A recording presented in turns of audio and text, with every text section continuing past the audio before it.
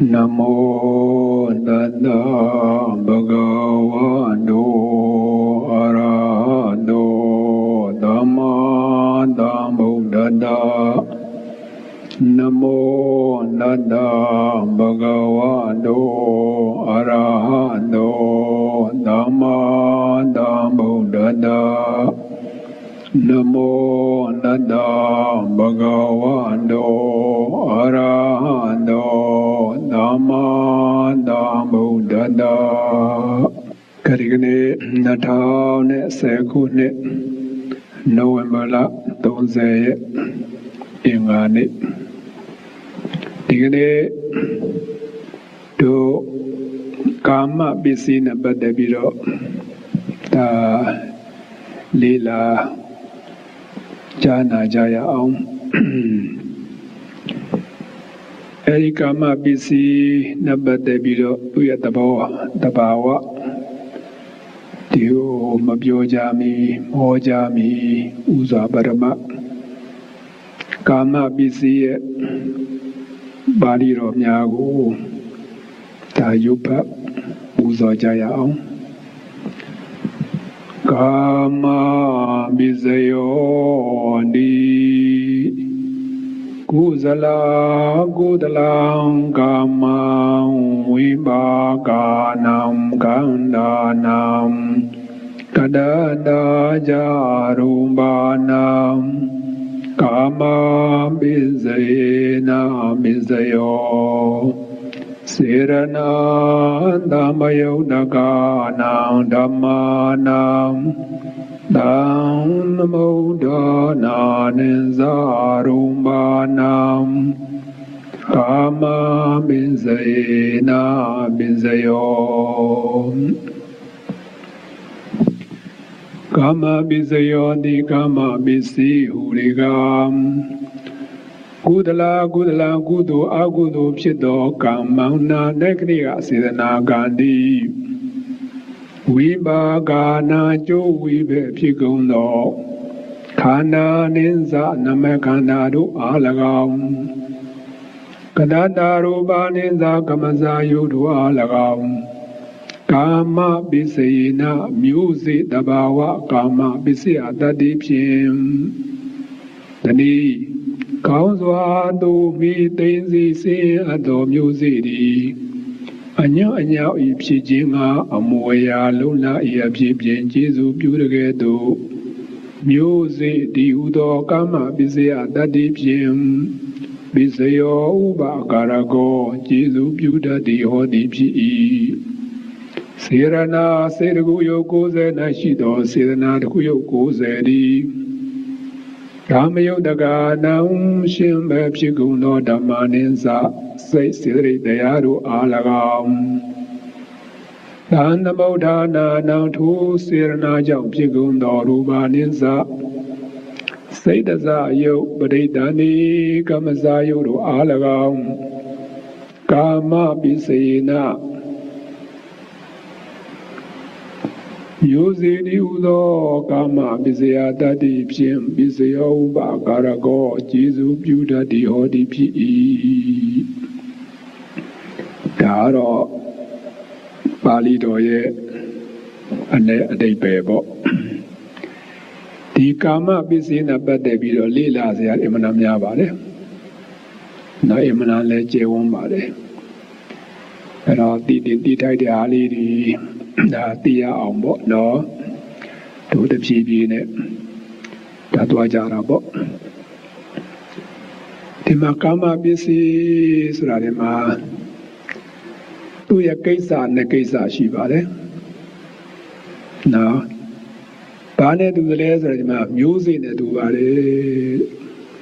နော်မျိုးစေ့တဘာဝအသိတူတာမျိုးစေ့ဆိုတာစဉ်းစားကြည့်ပါတရက်စေ့ပဲထားလိုက်ပါတော့တရက်စေ့ကတည်တည်လေးပါအပင်ကကြီးပေါ့နော်အဲ့ဒီတရက်စေ့မှာကြည့်လိုက်လို့ရှိရင်အဲ့ဒီတရက်စေ့တွေမှာဘာတတ္တိတွေကိန်းနေသလဲဆိုတော့တစ်ချိန်ကြရင်တရက်ပင်တို့တရက်သီးတို့ ဖြစ်လာဖို့မရှိဘူးလားရှိတယ်အဲ့တော့တည့်စီထဲမှာတည့်ပင်ကြီးရှိပါတော့အဲ့ဒါမှာတတ္တိယကိန်းနေတယ်ကြည့်တော့သေးသေးလေးနော်အဲ့ဒါဒီတည့်စီရဲ့သဘောတဘာဝအဲ့ဒီချိန်ကျရင်တင်းလျော်လျောက်ပတ်တဲ့အကြောင်းအထောက်ပံ့နေရလိုက်မယ်ဆိုလို့ရှိရင်မြေကောင်းလည်းရှိမယ်ရေကောင်းလည်းရှိမယ်ဆိုလို့ရှိရင်ဘာဖြစ်လာမလဲဒီတရားစီဟာတရားပင်နေဖြစ်လာမယ်နော်အကာယခက်တွေနဲ့အတီးပွင့်တွေနဲ့ဖြစ်လာမှာပဲအဲ့တော့ဒီသူ့ရဲ့တတ္တိဟာဘာရှိတယ်လဲဆိုတော့တတ္တိကင်းခြင်းဆိုတဲ့ကိစ္စရှိပါတယ်အဲ့တော့အကျိုးပေးခြင်းဆိုတဲ့ကိစ္စတစ်ခုရှိပါတယ်အဲ့ဒီတရားစီဟာတတိကင်းခြင်းအကျိုးတရားကိုဒီမှာပေးခြင်းဆိုတဲ့ကိစ္စနှစ်ခုရှိတယ်လို့ပေါ့ကံရဲ့တဘာဝကလည်းပဲဒီမှာသူ့မှာတတိကင်းနေတယ်နော်တတိကင်းဘယ်လိုတတိကင်းတယ်လဲဆိုတဲ့မှာကုသလံကမ္မံဆိုတဲ့နေရာမှာကုသိုလ်အကုသိုလ်ကံဒါဥစွာပရမသိရမယ်နော်ကုသိုလ်အကုသိုလ်ကံဆိုတာကဒီကံဆိုတာသိတဲ့အတိုင်းပါပဲစေတနာပါပဲအဲ့ဒါမလားစေတနာကိုကံလို့ဘုရားဟောတာရှိပါတယ်ဘာပဲလို့ပေါ့စေတနာကဒီမှာလုံလဗျာပါဒဆိုတာအားထုတ်ရပါတယ်နော်လုံလဗျာပါဒရှိလို့ဒီမှာကုသိုလ်တရားတွေလည်းဖြစ်နိုင်တယ်အကုသိုလ်တရားတွေလည်းဖြစ်နိုင်တယ်အဲ့တော့စေတနာကဒီလုံလဗျာပါဒအများဆုံးအလုံးလုံးရတဲ့တရားဖြစ်တဲ့အတွက်ကြောင့်တော့ဒီမှာဒီကုသိုလ်အကုသိုလ်ပြုလို့တဲ့အခါမှာသူကအဓိကအခန်းကဏ္ဍနဲ့ပါလာတာပေါ့ဒါကြောင့်ကုသိုလ်ကံအကုသိုလ်ကံဆိုတဲ့နေရာမှာအကုသိုလ်ကံဆိုလို့ရှိရင်တော့ဒီအကုသိုလ်စိတ်ဆိုတာ12ပါးရှိပါတယ်လောဘစိတ်က10ပါးဒေါသစိတ်က2ပါးမောဟစိတ်က2ပါးအဲ့လိုရှိပါတယ်အဲဒီအာဟုလုစိတ်12ပါးရှိတဲ့နေရာမှာဒီမှာကုသလံကုသိုလ်အကုသိုလ်ဖြစ်သောကမ္မာနာနဂရိယစေတနာကံဒီအဲဒီမှာရှိတဲ့စေတနာကံဆိုတာဝိဘက်ဖြစ်တဲ့အကျိုးတရားကိုသူကနာမခန္ဓာတရားတွေကမ္မဇာယုတ်တရားတွေကိုဖြစ်စေနိုင်တယ်ဆိုတဲ့နေရာမှာဒီနောက်ဆုံးဖြစ်တဲ့အကုသိုလ်စိတ်ပေါ်လေနာတိတိကျပြောရမယ်ဆိုရင်ဩဒိသဒါဂုတ်စိတ်တဲ့ပြန့်လွန်တဲ့စိတ်အဲ့ဒီစိတ်မှာရှိတဲ့စေတနာမှအပကျွမ်းကြတဲ့အကုသိုလ်စိတ်7ပါးမှာရှိတဲ့စေတနာဟာဒီအပေပရိဒါတို့တော့ပြီးနေတယ်နော်အပေရောက်အောင်သူကအကျိုးပေးနေတယ်ဒါတစ်ချက်မှတ်ထားမယ်ဘယ်သူရတတိယဘယ်လိုလဲဆိုတော့ဒီမှာကုသိုလ်ပဲအကုသိုလ်ပဲပြုတို့အာဒေဝနာပစ္စည်းလေးလာစဉ်တော့တွေ့ရတဲ့အတိုင်းပေါ့ဇောတွေဆိုတာရှိပါတယ်တော့ကုသိုလ်ဇောတွေအကုသိုလ်ဇောတွေဇောဆိုတာအရှိန်အဟုန်ပဲနော်အရှိန်အဟုန်ပဲအဲ့ဒါမှာအရှိန်အဟုန်ရှိတဲ့အတွက်ကြောင့်ဒါသူအကျိုးပေးတာအဲ့သူရဲ့အရှိန်အဟုန်ဟာဒီစိတ်ရတဘာဝဟာစိတ်ဆိုမဲ့စိတ်ကိုစေတသိက်ကိုအကျုံးဝင်တာပေါ့နော်စိတ်စေတသိက်တရားတွေဟာသူကဖြစ်တည်ပြတ်ပါပဲနော်စေတနာဆိုတဲ့တရားဟာဒါကုသိုလ်စိတ်နဲ့ပဲပေါင်းမအကုသိုလ်စိတ်နဲ့ပဲပေါင်းပေါ့အဲ့ဒီစိတ်တွေကဖြစ်လို့ရှိရင်အတူတူဖြစ်ပါတယ်ပြတ်တယ်လည်းအတူတူပြတ်တာပါပဲအဲ့တော့ဒီစိတ်တကူဖြစ်ပြီးတော့ပြတ်သွားတဲ့အခါမှာစိတ်ဓာတ်ဖြစ်ပြီးတော့ပြတ်သွားတာတဲ့ဒါသူတတ္တိကတော့ကိန်းနေတယ်နော်အရဟတဒီမှာဟောဖြစ်ပြီးတော့ပြတ်သွားဘာမှမရှိတော့ဒီလိုမဟုတ်သူဒါပြတ်သွားတာတတ္တိကတော့ကိန်းနေတယ်ခန္ဓာမြေခန္ဓာအစင်မှာသူကဒီတတ္တိကိုတော့မြုပ်ထားတာနော်တတ္တိကိုမြုပ်ထားတာအဲတတ္တိကိုမြုပ်ထားတဲ့အတွက်ကြောင့်ဒီတစ်ချိန်ကြရင်အကြောင်းတိုက်ဆိုင်လာလို့ရှိရင်တင်းလျော်လျှောက်ပါတဲ့ချိန်ကာလမှာအကျိုးပေးဖို့ဆိုတာဖြစ်လာတာဒါသူတတ္တိဂိမ်းထားတာကိုနော် ကိန်းနဲ့ဆိုတဲ့နေရာမှာစဉ်းစားရင်ဘာနဲ့တူတယ်ဆိုတော့ဒီလူလောကလူတဘာဝနဲ့ကြည့်လိုက်မယ်ဆိုလို့ရှိရင်လူရဲ့အရှိန်ဆိုတာရှိတယ်ဆရာဓမ္မရဲ့အရှိန်တို့မိဘရဲ့အရှိန်တို့ရှိပါတယ်နော်ဆိုကြပါစို့နိုင်ငံမှာအကြီးအကဲဖြစ်တဲ့ပုဂ္ဂိုလ်တွေသမ္မတတွေဝင်းကြီးချုပ်တွေဗိုလ်ချုပ်တွေအရာရှိကြီးတွေဝင်းကြီးတွေစသည်ဖြင့်ပေါ့လေအဲ့ဒီပုဂ္ဂိုလ်တွေပြည်လွန်သွားတဲ့အခါမှာသူ့ရဲ့တတ္တိကကြိုင်ခဲ့ဒီသာသမီတွေကဘယ်လိုပဲကတော့ဘုရားသာသမီတွေဆိုပြီးတော့သူရဲ့မိဘအရှင်ဝါဆိုတော့မရှိဘူးလားရှိတယ်နော်မိဘကွယ်လွန်သွားပြီမဲ့လို့သူတို့ရဲ့အရှင်ဝါသာသမီပေါ်မှာကြံရင်ခဲ့တယ်ဘုရားသာသမီပဲသူအရှင်ဝါရှိနေတယ်လေလူကတော့မရှိတော့ပါသူအရှင်ဝါကကြံရင်ခဲ့တယ်လို့ပေါ့ကုသိုလ်စိတ်အကုသိုလ်စိတ်ဆိုတာလည်းပဲဒီတိုင်းပါပဲဖြစ်ပြီးတော့ပြတ်သွားတယ်အဲ့တော့မပြတ်ခင်လေးမှာနောက်ဆက်ခံမဲ့စိတ်ကိုသူကဒီတတိကိုသူကညှို့နှံပြီးတော့သူကပြတ်သွားတာနော်ဒါကြောင့်ပြုခဲ့တဲ့ကုသိုလ်ကအကုသိုလ်ကဘာဝပေါင်းမြောက်များစွာကတိကတာပြင်လွန်သွားတော့လည်းပဲအနာဂတ်တစ်ချိန်အခါမှာတင်းလျော်လောက်ပတ်တဲ့အကြောင်းညှို့လို့ရှိရင်လာပြီးတော့အကျိုးပေးတာနော်ဒါကြောင့်ဒီဇတ်တော်တွေဓမ္မပဒတဲ့စားတဲ့အကြောင်းအရာချက်လက်တွေကိုကြည့်လိုက်မယ်ဆိုလို့ရှိရင်ဘယ်ဖရာရှင်တဲ့ထဲမှာဘာတွေလှူခဲ့လို့ဘာတွေလုပ်ခဲ့လို့ဒီဘဝမှာဒီလိုဖြစ်ရတယ်ဆိုတာခဏတွေ့ရမှာပါနော်ဘဝအပေါင်းဆိုတော့နဲတာမဟုတ်ပါဘူးနော်ဘလောက်ပဲဘဝတွေချားနေပါစေအကျိုးပေးကတော့အမှန်တမ်းထက်မြက်ပါတယ်သူတတ္တိကသူမြုပ်ထားတာဟုတ်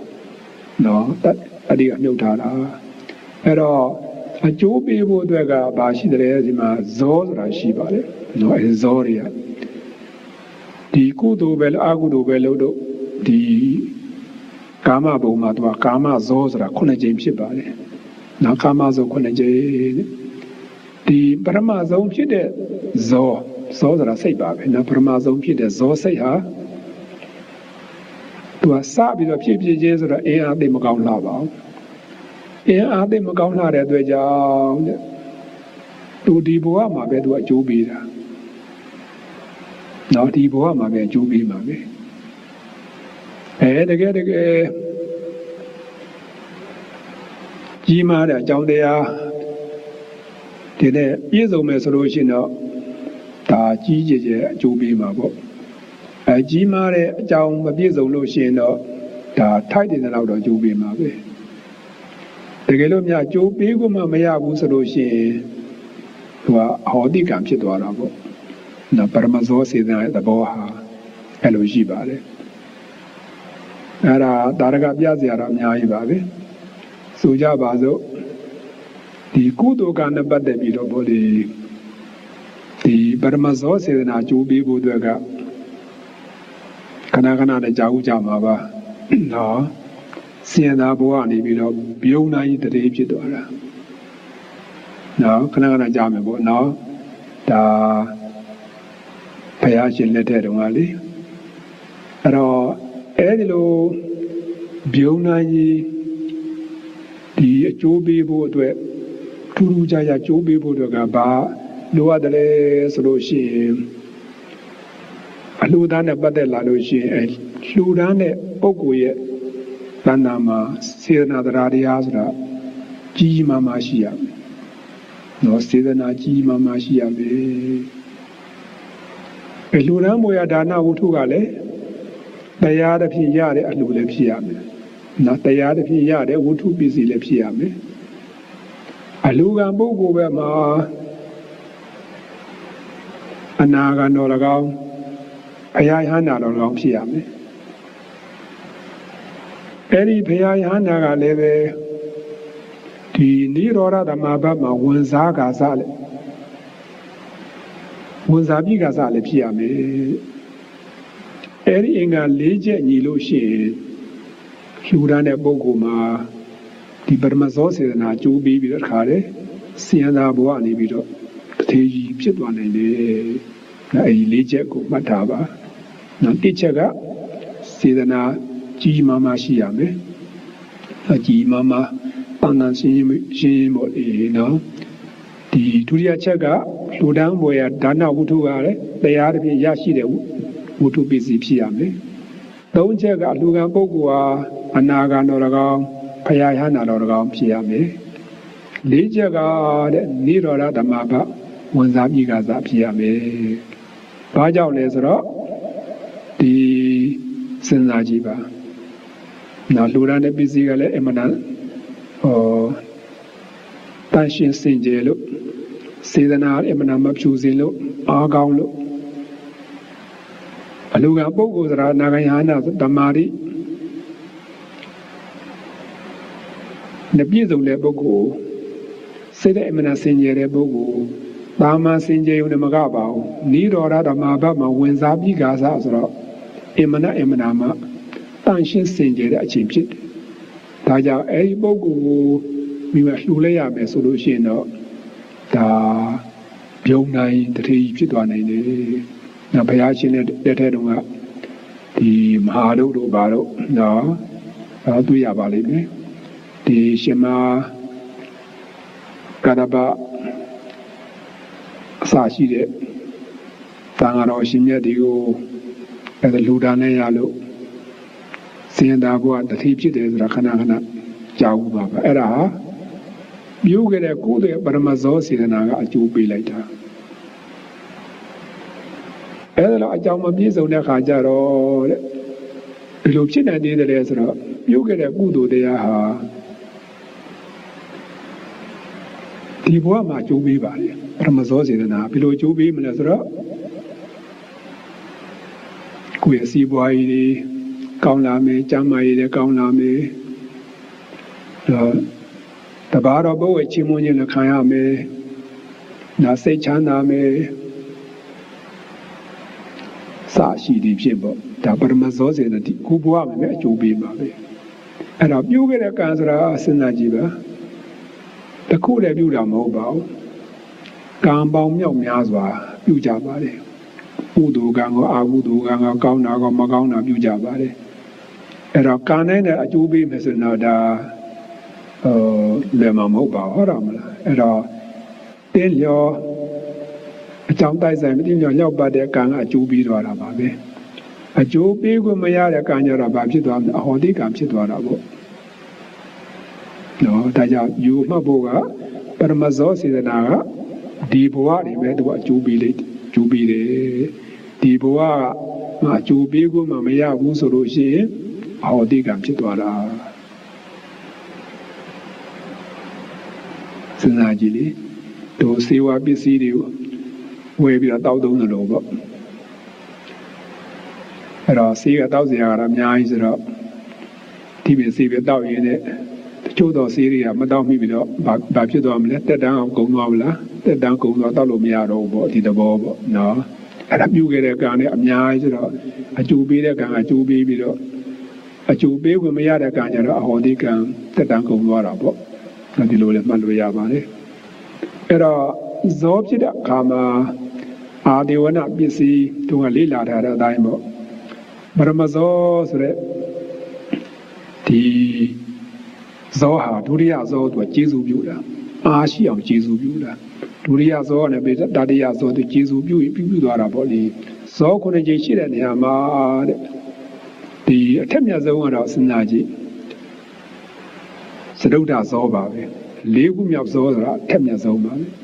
ဘာနဲ့တူတယ်ဆိုတော့ဝတ္ထုပစ္စည်းတစ်ခုကိုကောင်းကင်ကိုပြည့်လွတ်လိုက်တဲ့အခါမှာလေ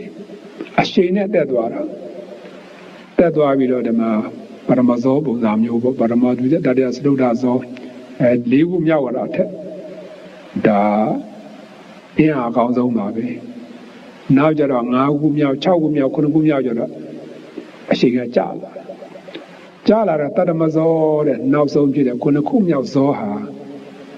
အင်းအားကောင်းတာတော့ကောင်းတာပေါ့ဒါကြောင့်သူကနောင်ဘဝမှာသူကကြိုးပေးတာအခုလာမဲ့ ဘဝပေါ့နော်နောက်တဲ့ဘဝမှာသူကအကျိုးပေးမှာအဲ့ဒါဘ누구ကတည်သွားတဲ့အခါမှာဘာဖြစ်တယ်ဆိုတာကပြုခဲ့တဲ့ကုသိုလ်အာဟုတုကရဲ့တရမဇောကအကျိုးပေးလိုက်တာနော်ဒုတိယဘဝမှာဒါအကျိုးပေးလိုက်မယ်အဲဇောပေါင်းကမြောက်များစွာရှိနေတယ်စဉ်းစားကြည့်ပါတို့ဘဝမှာလေတနေ့ဆိုတာဇောပေါင်းကမရေဘူးတဲ့နဲ့အောင်များပါတယ်နော်လက်ဖြစ်တဲ့အတွက်မှာဂရေတရင်ဖြစ်တယ်ဆိုတာဇောဘယ်လောက်ဖြစ်မယ်ဆိုတော့အမှန်တမ်းရည်သွက်တော့မရနိုင်ပါဘူးအဲ့ဒါပြုခဲ့တဲ့ကုသိုလ်ကအကုသိုလ်ကဆိုတော့အများကြီးပါအဲတကယ်အကျိုးပေးမှာကတစ်ခုလေးတွေ့ရမလားနော်ဘဝတသက်တာမှာနောင်ဘဝအတွက်အကျိုးပေးမဲ့ကံ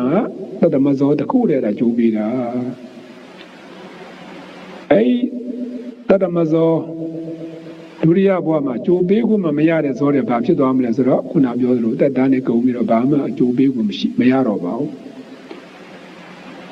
ဒါပေမဲ့လို့တဲ့ဒုတိယဇောကနေပြီးတော့ဒီမှာစတမဇောတွေပေါ့အလေဇော၅ချက်ကြာနေတယ်မလားအဲ့ဒီအလေဇော၅ချက်အင်အားကောင်းတယ်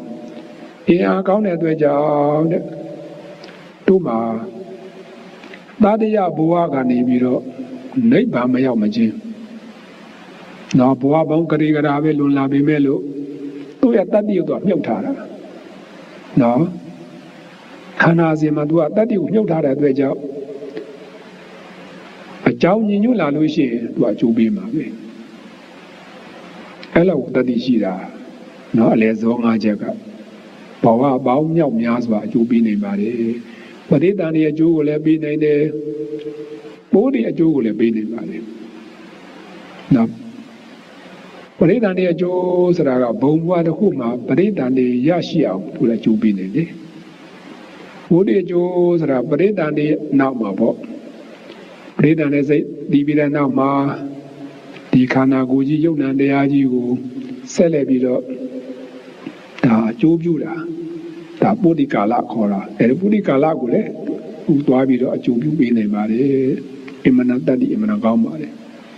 နော်ဒီနေရာမှာဒီကုသိုလ်အကုသိုလ်ဖြစ်တဲ့စေတနာကံဟာ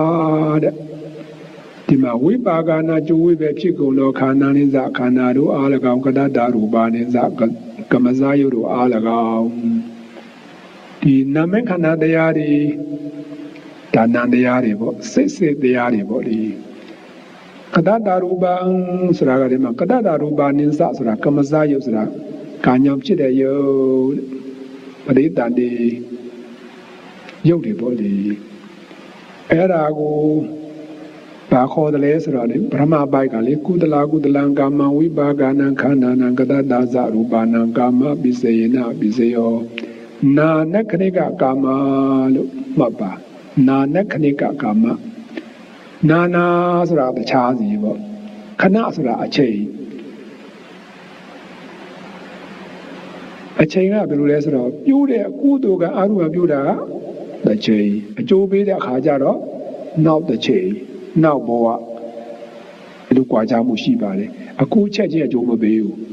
တဲ့ဒီမှာကုသလံကာမဝိပါကနံခန္ဓာနံကတ္တဇရူပနံဆိုတဲ့အပိုက်ဟာဒီအဲ့ဒီကုသိုလ်ကအာကုသိုလ်ကဟာဒီဘဝကိုအကျိုးမပေးဘူးသူကနာနခရိယကာမလို့ခေါ်ပါတယ်ဒီဘဝမှာလုပ်ပြီးတော့နောက်ဘဝမှာနောက်တစ်ချိန်ညမှာသူအကျိုးပေးတာနောက်ပရိသတ်နဲ့အကျိုးပေးတာပေါ့လေ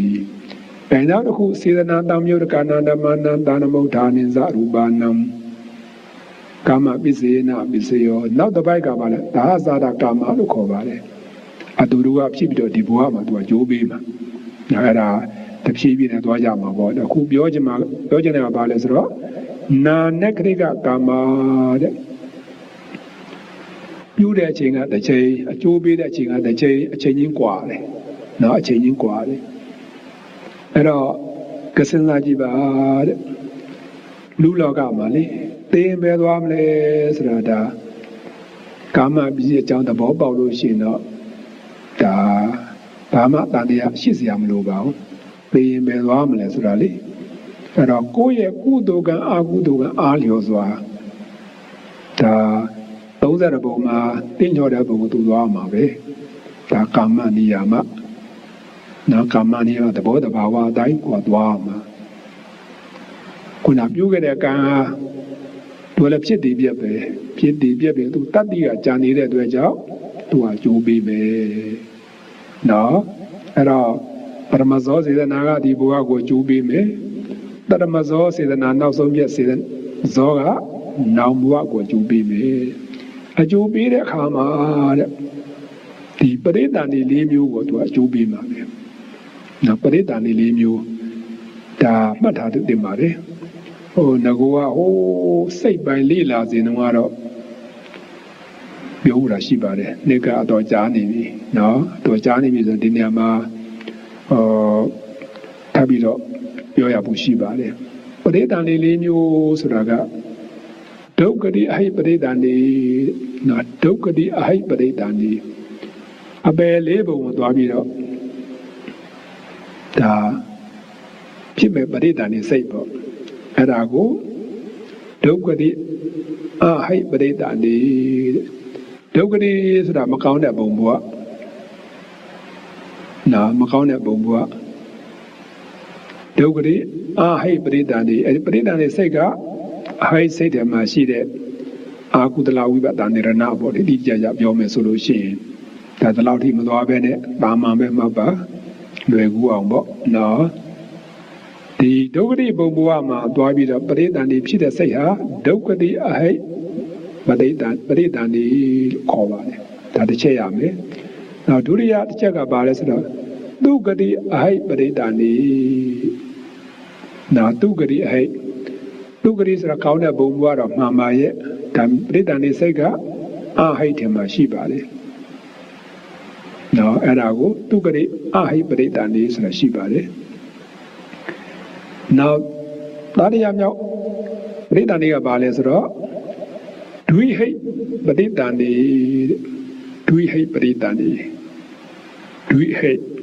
နော်သူရပရိသန္တိစိတ်ဟာအလောဘအဒေါသဆိုတဲ့ဟိနှစ်ပါးနဲ့ရှင်းတာပညာမပါဘူးပေါ့နောက်၄ခုမြောက်ကတိဟိပရိသန္တိ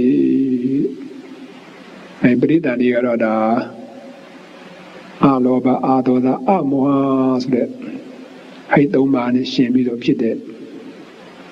ပရိသန္တိပေါ့အဲ့တော့ပရိသန္တိစိတ်က၄မျိုးရှိပါတယ်အမျိုးအစားခွဲလိုက်မယ်ဆိုလို့ရှိရင်တစ်ကဒုက္ခတိအဟိပရိသန္တိ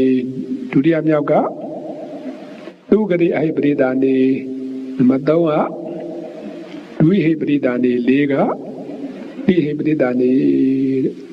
အဲ့ဒါဒီနေရာမှာတိဟိပရိသန္တိတိဆိုတာ၃ပါးလို့ဆိုပါတယ်ဟိဆိုတာကဟေတုပေါ့နော်အကြောင်းတရားပေါ့အကြောင်း၃ပါးဆိုတာအလောဘအဒေါသအမောဟအလောဘဆိုတော့လောဘမရှိဘူးပေါ့အဒေါသဒေါသမရှိဘူးအမောဟဝေမှုမရှိဘူးဆိုတာပညာရှိတာပေါ့အဲ့ဒီပရိသန္တိစိတ်ဟာဒီမာဟုတဲ့စိတ်ထဲမှာလေညာနာတမယုတ်၄ပါးဆိုတာရှိပါတယ်အဲ့ဒီပရိသန္တိစိတ်ကတကယ်လို့များတိဟိပရိသန္တိဖြစ်မယ်ဆိုလို့ရှိရင်ဒီပုဂ္ဂိုလ်ကြီးအဲ့ဒီဘဝမှာဇန်တရားမဲ့တရားဖို့တရားရနိုင်တယ်နော်ရနိုင်တယ်နော်အဲကြတဲ့ပရိသန္တိစိတ်နဲ့နေမယ်ဆိုလို့ရှိရင်အဲ့ဒီဘဝမှာဇန်တရားမဲ့တရားဖို့တရားလုံးဝမရနိုင်ဘူးအဲ့တော့တိဟိပရိသန္တိတဲ့ဒါအကောင်းကအကောင်းဆုံးပါပဲအဲ့ဒီတိဟိပရိသန္တိဟာတဲ့ထပ်ခွဲလိုက်လို့ရှိနေတိဟိဥက္ကဋ္ဌဆိုတာရှိသေးတယ်နော်အဲ့ဒါတိဟိအရင်ပြောပါမယ်နော်တိဟိတဲ့သူရဲ့ပရိသန္တိစိတ်ကပရိသန္တိစိတ်ဆိုတာအကျိုးတရားအဲ့ဒီအကျိုးတရားတွေရဖို့အတွက်ကသူ့အကြောင်းတရားကဘာလဲဆိုတော့တိဟိကုသိုလ်နဲ့ပြုလာခဲ့တဲ့ပုဂ္ဂိုလ်ဟာဒီမှာတိပရိသန္တိဖြစ်မှာပဲအကြောင်းနဲ့အကျိုးပဲလေကိုရကျင်တယ်ရလို့မရနိုင်ပါဘူးเนาะအဲ့တော့ကုသိုလ်ကောင်းမှုပြုစဉ်တုန်းကဒီပုဂ္ဂိုလ်ကြီးတိဟိနဲ့ပြုလာခဲ့တဲ့အတွက်ကြောင့်သူမှာတိဟိပရိသန္တိကိုရရှိပါတယ်အဲ့ဒီတိဟိပရိသန္တိဆိုတာကဘာလဲဆိုတော့ကုသိုလ်ကောင်းမှုပြုလုပ်တဲ့အခါမှာဆိုကြပါဒါနပြုလုပ်တဲ့အခါမှာ လောဘမရှိဘူးပစ္စည်းပေါ်မှာတွေ့တာမှုဆိုတာမရှိဘူးနော်ပစ္စည်းပေါ်မှာတွေ့တာမှုမရှိဘူးနော်တွေ့တာတတ်မဲ့မှုမရှိဘူးတဲ့အဲ့ဒါအာလောဘစိတ်နဲ့လှူနေတာပေါ့နော်ပြီးတော့ဒေါသစိတ်လည်းမရှိပါဘူးနော်လှူဒန်းလုပ်တဲ့အခါမှာများသောအားဖြင့်သတိမထားတတ်ရင်တော့ဒေါသဖြစ်တတ်တယ်မပြေဆုံးမှဆိုလို့ကိုယ်ကဟိုလူကိုငေါ့ပြောလိုက်ဒီလူကိုငေါ့ပြောလိုက်စသည်ဖြစ်တတ်တယ်လေအဲ့လိုမဖြစ်ရအောင်ပေါ့နော်ဒေါသမရှိစေရအောင်စိတ်ကိုငြိမ်သက်သက်အေးစေးထားရကုသိုလ်ကောင်းပြုတဲ့အခါမှာနှုံးမဝင်တာဒါအရှုံးပေါ်သွားလိုက်ပြီနော်ဒါကြောင့်ဒေါသမရှိဘူးမေတ္တာတရားနဲ့ပဲနော်အလူကပုဂ္ဂိုလ်ပေါ်မှာကောလာတဲ့အပရိဒပေါ်မှာကောကိုယ်မိသားစုအပေါ်မှာကောမေတ္တာရထားပြီးတော့စိတ်ကိုအေးစေးစေးချမ်းချမ်းသာသာဒေါသမဖြစ်အောင်ဒါလူဒန်းတဲ့ပုဂ္ဂိုလ်ဒေါသမရှိတဲ့ပုဂ္ဂိုလ်ဒါတစ်ချက်ရမယ်ပြီးတော့အမောဟတဲ့မတွေ့ဝေဘူးဆိုတာကပညာပေါ့အဲ့ဒီပညာဆိုတာဘာလဲဆိုတော့ငါဒီလိုလှူလိုက်တာဖြစ်တဲ့အတွက်ကြောင့်ဘယ်လိုအကျိုးတရားကိုရနိုင်တယ်လဲဆိုတာသိတယ်။နောက်သူများလှူလို့လိုက်ပြီးတော့လှူတဲ့သဘောမျိုး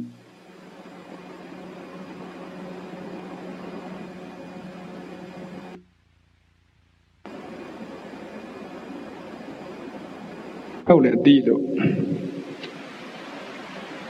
နော်အဲ့ဒီမှာ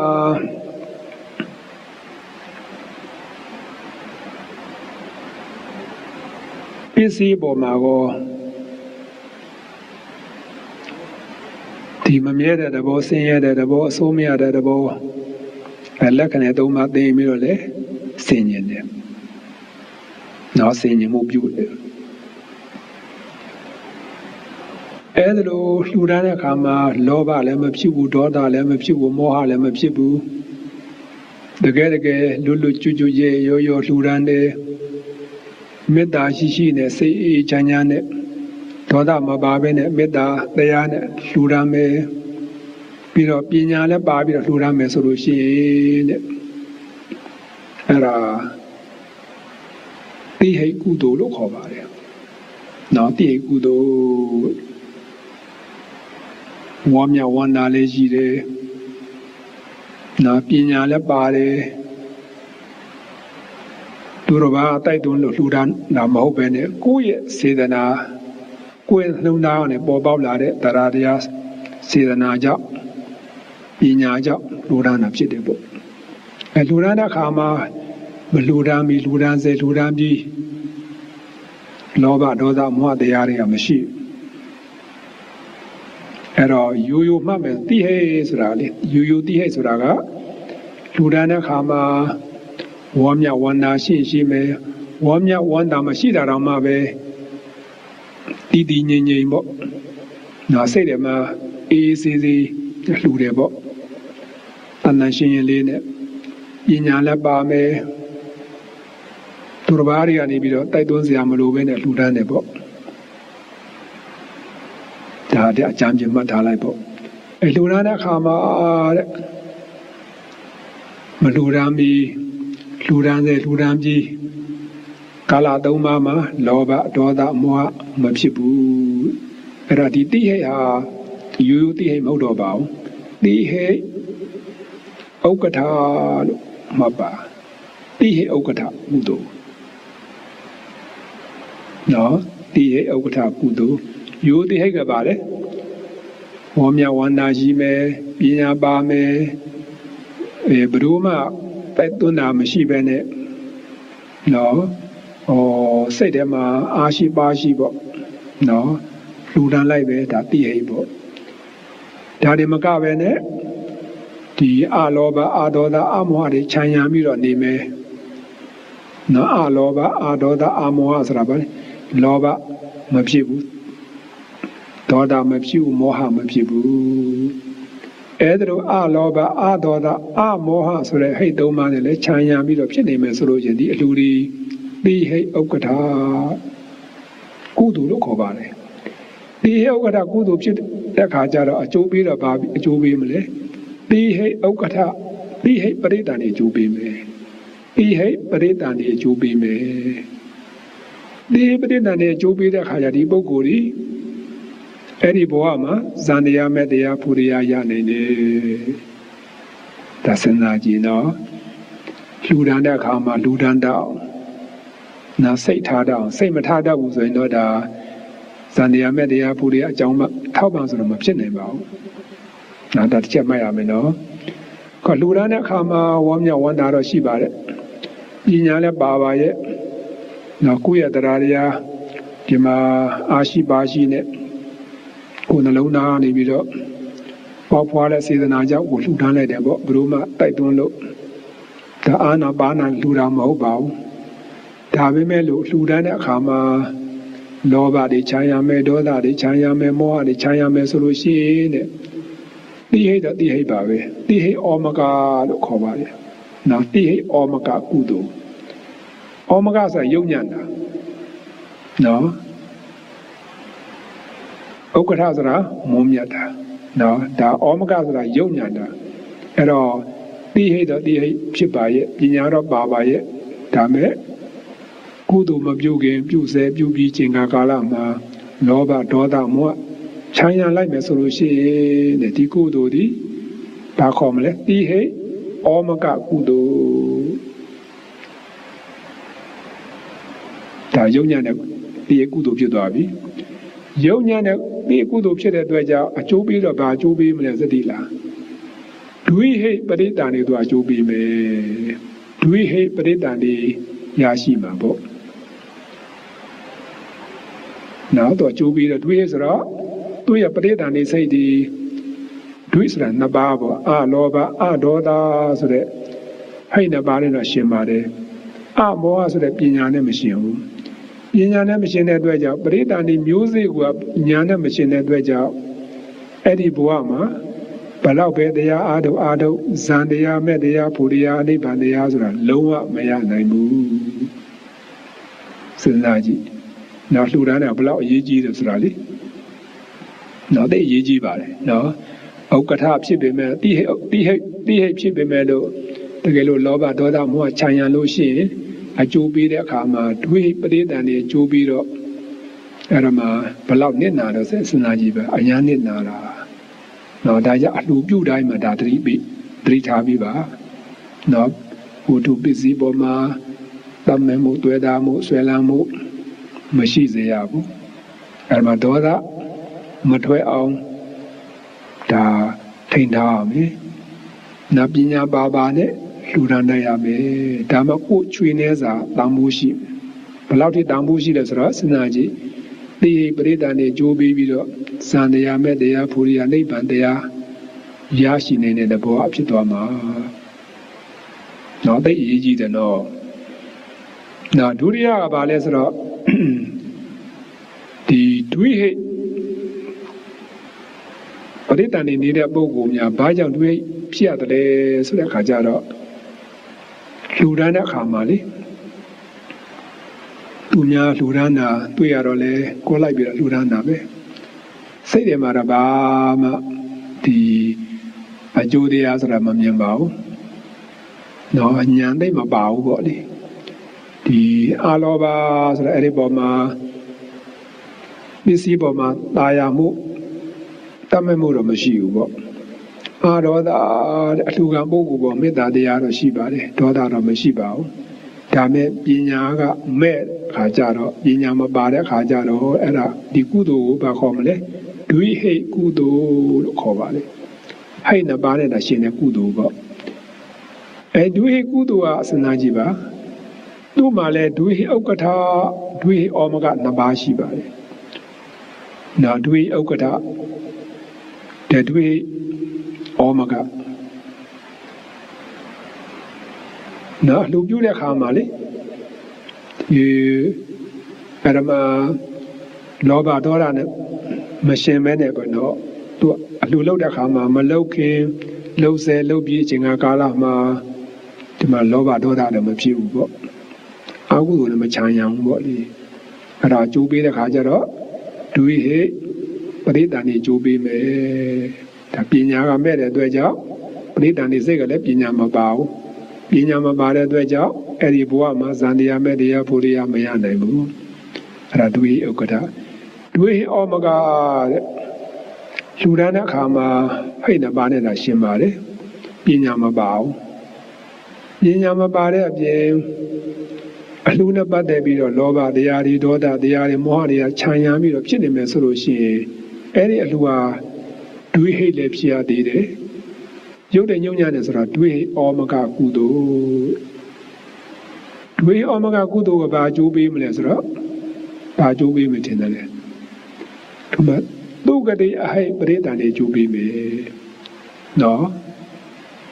ဒွေဟိဩမကကုသိုလ်ပြုလုပ်တဲ့ပုဂ္ဂိုလ်ဒီကုသိုလ်ကောင်းမှုပြုတဲ့အခါမှာဉာဏ်လည်းမပါဘူးရှင်းနောက်အကုသိုလ်တွေကရံချမ်းရပြီးတော့ဖြစ်နေမယ်ဆိုလို့ရှိရင်အဲ့ဒါဒွေဟိဩမကကုသိုလ်ဒွေဩမကကုသိုလ်တွေအကျိုးပေးတဲ့အခါမှာသူကတိအဟိ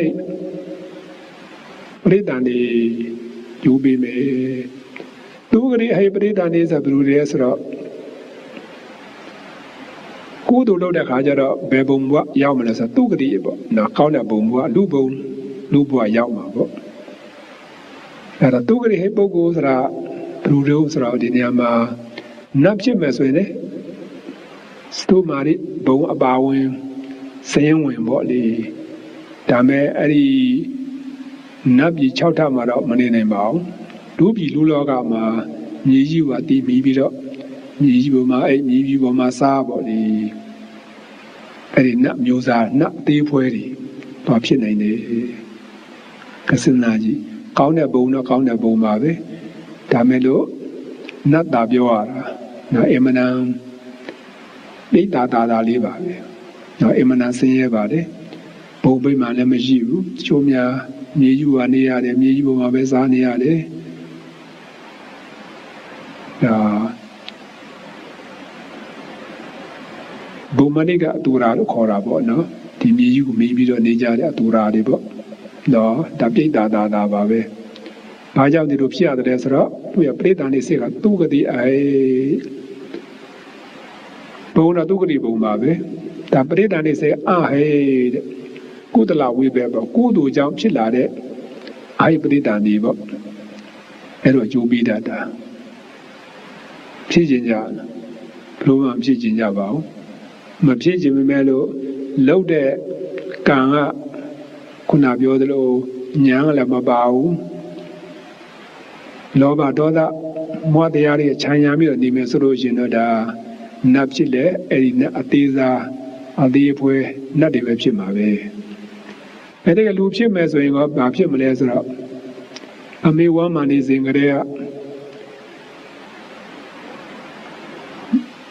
မျက်စိပဒါရမျက်စိအကြည့်ဖြစ်တဲ့အချိန်မှာမဖြစ်ပဲနဲ့မျက်စိကန်းကိုနားအကြည့်ဖြစ်တဲ့အချိန်မှာမဖြစ်ပဲနဲ့နားကလည်းပင်မွေးလာတဲ့အခါမှာ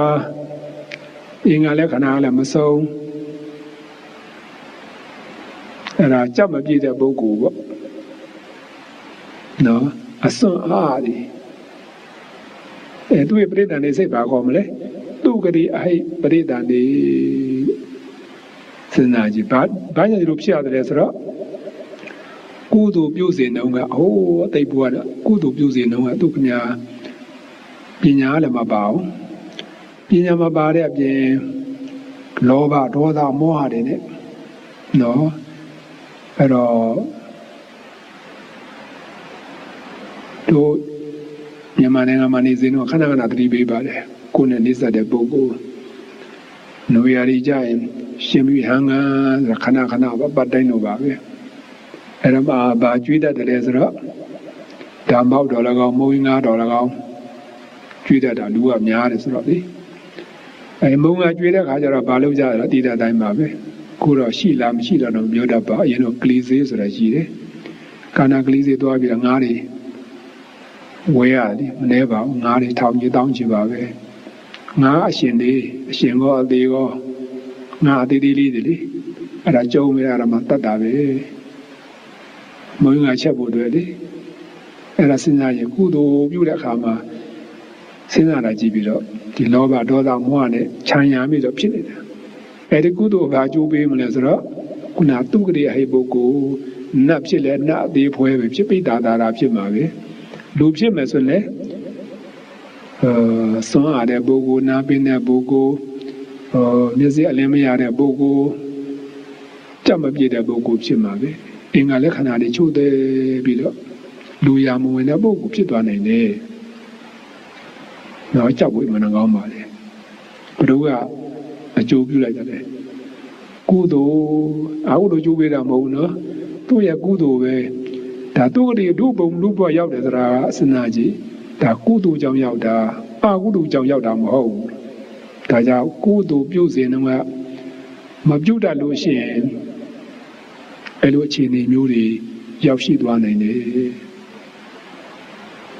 ။နောက်တစ်ခုကဘာလဲဆိုတော့ဒုက္ခတိအာဟိပရိသန္တိအဲ့ဒီပရိသန္တိဘုရားကျိုးပေးတယ်ဆိုတော့အာဟုသို့ပြုတဲ့ပုဂ္ဂိုလ်ပေါ့နော်အာဟုသို့ပြုတဲ့ပုဂ္ဂိုလ်ခုနပြောသလိုဒီပြန့်လွန်းတဲ့စိတ်မှာရှင်တဲ့စေတနာမှတာပါကျွမ်းကြံတဲ့အာဟုသို့စိတ်7ပါးမှာရှင်တဲ့စေတနာကအကျိုးပေးလိုက်တာနော်အာဟုသို့တွေလုပ်တဲ့ဆန္ဒကြီးသူတစ်ပါးတဲ့ကိုတတ်တယ်သူတစ်ပါးဥစ္စာကိုခိုးယူတယ်စသည်ဖြင့်ပေါ့လေတတ်တယ်ဆိုတာအများဆုံးပါလေဒေါသပါပဲခိုးတယ်ဆိုတာလောဘပါပဲဒါဆိုတစ်ခုလိုချင်လို့ဒါလောဘကြောင့်ဒါတတ်တာပါပဲအဲ့တော့မလားလောဘကိုဒေါသကိုဒီလိုတတ်တဲ့အခါကျတော့မကောင်းတဲ့အကျိုးတွေခံစားရမယ်ဆိုတာမသိတဲ့အတွက်ကြောင့်မောဟရှိတဲ့အတွက်ကြောင့်အဲ့ဒီပုဂ္ဂိုလ်ဒီဒုစရိုက်တရားတွေလုပ်တော့တာပါပဲနော်ဒုစရိုက်10ပါးဆိုတာရှိတယ်မဟုတ်လားမှတ်မိသေးလားဒုစရိုက်10ပါးလေသူတစ်ပါးတဲ့ကိုတတ်တာသူဥစားကိုခိုးယူတာသူတစ်ပါးအိမ်ယာကိုပြစ်မှားတာဒါကာယကံဒုစရိုက်3ပါးရှိတယ်မဟုတ်လားကာယဒုစရိုက်3ပါးပြီးတော့ဝစီဒုစရိုက်က4ပါးရှိကြလေမဟုတ်မှပြောဆိုတာသူတစ်ပါးကိုဂုဏ်လိုက်တာကျမ်းတဲ့စကားကိုပြောဆိုတာပြင်းပြင်းတဲ့စကားကိုပြောဆိုတာဒါဝစီဒုစရိုက်က4ပါးနော်ပြီးတော့မနောဒုစရိုက်က3ပါးအဘိဇာတဲ့သူတစ်ပါးဥစ္စာငါးစာဖြင့်ကောင်းပါပဲဒါပဲကြံနေတာမတရားဖြစ်တဲ့သူကပစ္စည်းကိုလိုချင်တာရပါလားတဲ့ဘယ်လိုတော့ပြည့်စည်ရင်ကောင်းမှာဘယ်လိုတော့တည်ရင်ကောင်းမှာပဲသူတစ်ပါးပြည့်စည်ဖို့တည်ဖို့ဆုံးရှုံးဖို့အတွက်ဒါစိတ်ကအဲ့ဒါစဉ်းစားနေတာတွေးနေတာမျောနေတာရပါလားမိစ္ဆာဒိဋ္ဌိတဲ့မှားတဲ့အယူရှိနော်ဘာမှမယုံကြည်ဘူးနော်ကုသိုလ်အကုသိုလ်ဆိုတာမရှိပါဘူးစသည်ဖြင့်ပေါ့လေဒါမနောဒုစရိုက်3ပါးပေါ့နော်ပေါင်းတဲ့အခါကျတော့ဒုစရိုက်တရား10ပါးရှိပါတယ်အဲ့ဒီဒုစရိုက်တရား10ပါးပြုလုပ်တယ်ဆိုတာဘယ်လိုကြောင့်လဲလောဘကြောင့်ဒေါသကြောင့်မောဟကြောင့်အဲ့ဒီလောဘဒေါသမောဟတရားကြောင့်ဒုစရိုက်တရား10ပါးကိုပြုတဲ့ပုဂ္ဂိုလ်ဟာဒီကုသလံကာမံဆိုတဲ့အတိုင်းနော်ဒီမှာပြုခဲ့တဲ့အကုသိုလ်ကဘာအကျိုးပေးမလဲဆိုတော့ဒုက္ခတိအာဟိပရိသန္တိကျိုးပေးလိုက်မယ်ဒုက္ခတိဆိုတာမကောင်းတဲ့ဘုံဘဝဆိုပဲဘုံလို့ငရဲတရိဇံပိဋ္ဌာအတူရကဲအဲ့အပယ်လေးဘုံမှာသူကပရိသန္တိတွားကျိုးပေးတာဘုရားသွားခြင်းပါလေဘုရားမှမသွားခြင်းပါဘူးမသွားခြင်းပဲမဲ့လို့ကိုကလောဘဒေါသမောဟတရားတွေနဲ့ဒုစရိုက်တရားတွေကိုပြုလုပ်မယ်ဆိုလို့ရှိရင်တော့ဒါမသွားခြင်းနဲ့သွားအောင်ပါပဲအဲ့တော့မလားဒါကာမနိယာမပဲလေနာမသွားရင်တော့သွားအောင်ပါပဲဒါကြောင့်ဒီပရိသန္တိ၄မျိုးဆိုတာရှိလာတာတော့ဘာကြောင့်ဒီလိုဖြစ်ရတယ်လဲဆိုတာဘာမှတန်တရားရှိစရာမလိုပါဘူးအပေဘုံသားတွေတွေ့ကြုံရတဲ့အခါမှာလေ ဒီငရေကတော့မမြင်ထားလိုက်ပါတော့စာပေရတာသိရတာပိဋ္ဌာလေပိဋ္ဌာဆိုတော့ဟောစေတရေတွေပေါ့နော်ဒါချို့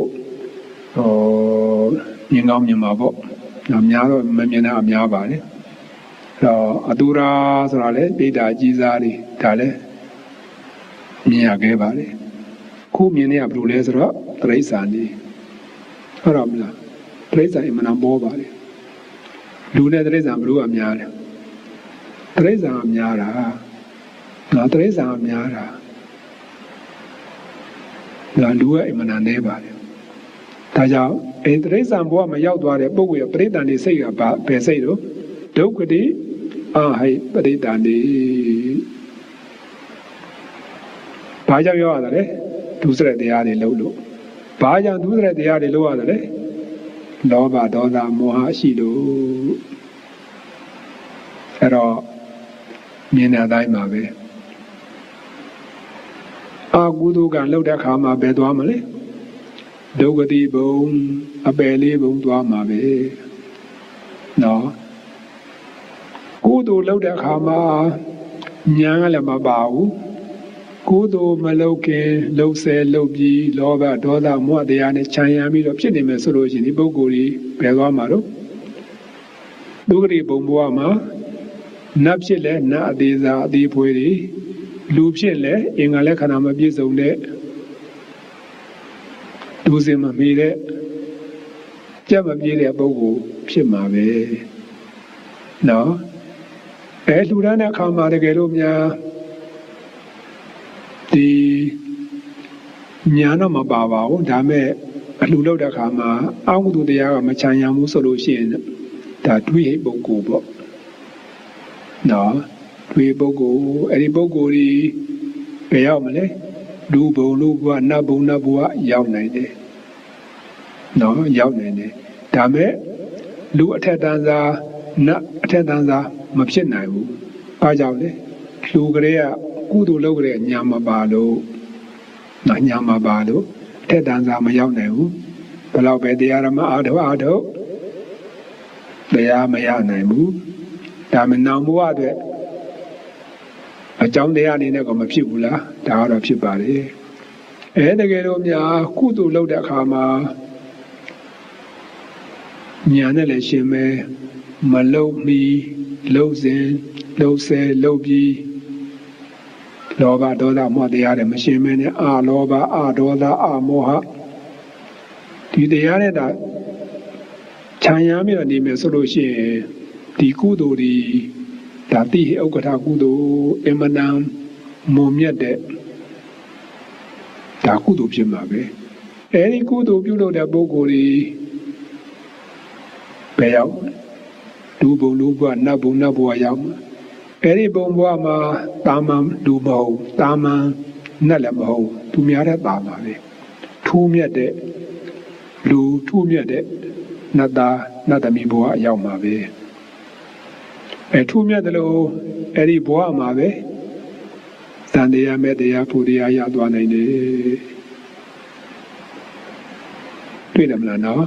ဒါကြောင့်ဒါကဒီကာမကုသိုလ်ပေါ့တကယ်လို့ဒီမှာကုသိုလ်ဟာရူပကုသိုလ်ဖြစ်နေမယ်ဆိုလို့ရှိရင်တရားဓမ္မတွေအားထုတ်ရူပကုသိုလ်တွေရူပဇာနဲ့ရသွားမယ်ဆိုလို့ရှိရင်ဒီပုဂ္ဂိုလ်ကြီးဘယ်သွားမလဲပြမဘုံမှာရူပဘုံမှာသွားပြမသွားဖြစ်ကြမှာနောက်ပြမသွားဖြစ်ကြမှာဒါသူ့ရဲ့ကုသိုလ်အားလျော်စွာလေတကယ်လို့ဒီမှာရူပဇာနဲ့မကပဲနဲ့အရူပဇာမှာရသွားမယ်ဆိုလို့ရှိရင်အဲဒီအရူပကုသိုလ်ဟာအရူပကုသိုလ်မှာရှိတဲ့စေတနာဟာဘယ်ကိုကျိုးပေးမလဲဆိုတော့အရူပဘုံမှာသွားပြီးတော့ပြမသွားဖြစ်မှာပဲဒါ30ဘုံရှိတယ်မလားနော်ဒါတိရောပေါ့အာဟုတုလို့တဲ့ပုဂ္ဂိုလ်ကြီးအပယ်ဘုံအကျိုးပေးမှာပဲနော်ကာမကုသိုလ်ပြုတဲ့ပုဂ္ဂိုလ်ကြီးဒုက္ခတိဘုံဖြစ်တဲ့ကာမဒုက္ခတိဖြစ်တဲ့ဒုဘုံနတ်ဘုံရောက်မှာပဲရူပကုသိုလ်လုပ်တဲ့ပုဂ္ဂိုလ်ကြီးရူပဘုံမှာပြမရူပပြမသွားဖြစ်မှာပဲ အာရုပကုသိုလ်ရှိတဲ့ပုဂ္ဂိုလ်ကြီးအာရုပဘုံမှာအာရုပပြမှာသွားဖြစ်မှာပဲဆုတောင်းမှုလို့ဒီလားမလိုပါဘူးပြုတဲ့ကံအားလျော်စွာနော်ဒီမှာအထူးသဖြင့်ကုသိုလ်လုပ်တဲ့အခါမှာဉာဏ်နဲ့ရှင်ဖို့တိဟိတာမန်နဲ့မကပဲနဲ့တိဟိဥက္ကဋ္ဌဖြစ်အောင်ပေါ့လောဘဒေါသမချမ်းရံစေပဲနဲ့ပြုလုပ်ပြီးစေခြင်းပါတယ်အဲဒါလိုတိဥက္ကဋ္ဌပြုလုပ်လို့ကတော့ပြောမနေနဲ့နော်ဒီဘဝမှာလေဒါချမ်းသာတာအေးစေးစေးကိုဘဝကိုချောက်လှမ်းနိုင်ပြီးတော့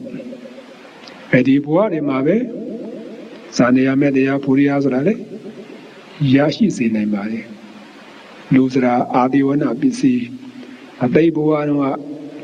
စီဘူးလာခဲ့တာလည်းရှိတယ်ဒီဘဝမှာလည်းရှိသေးဆိုတာအဲ့ဒါမှအထုံပါရမီတွေက